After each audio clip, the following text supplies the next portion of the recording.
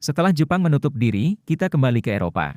Dalam pergolakan akhir perang agama di Eropa yang telah berlangsung beberapa dekade, Perang 30 tahun akan menyelesaikannya. Perang ini teater utamanya di Eropa Tengah. Konflik agama di Eropa dipicu oleh lahirnya Protestan atau Lutheran yang menolak otoritas Katolik. Perang Katolik dan Protestan yang berlarut-larut diakhiri dengan Perjanjian Damai Augsburg tahun 1555 yang memberikan kebebasan beragama bagi penganut Protestan.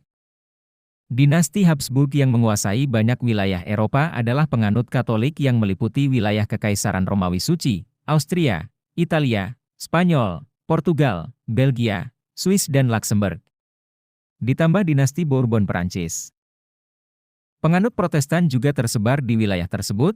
Penganut Protestan yang besar banyak tersebar di wilayah Belanda, Inggris, Swedia, Denmark dan Norwegia.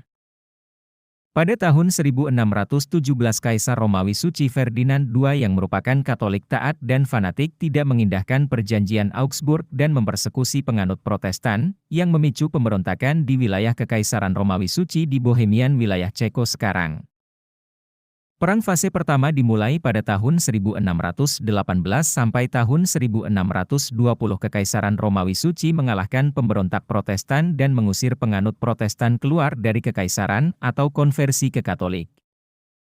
Perang fase kedua pada tahun 1625 sampai tahun 1630, Denmark yang Protestan terlibat dalam perang ini dengan disubsidi oleh Belanda dan Inggris, menyerang Kekaisaran Romawi Suci, namun dikalahkan dengan telak oleh Kekaisaran Romawi Suci.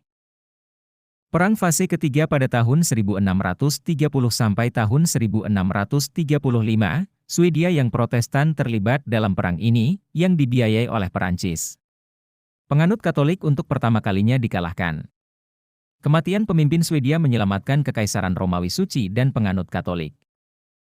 Perang fase keempat dan yang terakhir tahun 1635 sampai tahun 1648, bentrokan besar terjadi antara Perancis dan Kekaisaran Romawi Suci. Walaupun sama-sama Katolik, namun bagi Perancis perang ini bukan lagi soal agama tapi tentang keseimbangan kekuatan di Eropa, yang wilayah Perancis dikelilingi oleh wilayah Habsburg.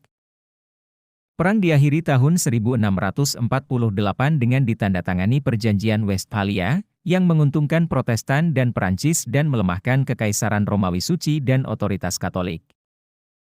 Kebebasan beragama diakui dan lahirnya Prusia serta merdekanya Belanda dan Swiss. Perang ini menyusutkan penduduk Eropa dengan tingkat kematian yang tinggi. Sekolah atau akademi kemiliteran didirikan pertama kalinya di periode ini dan merupakan perang terakhir atas nama agama di daratan Eropa.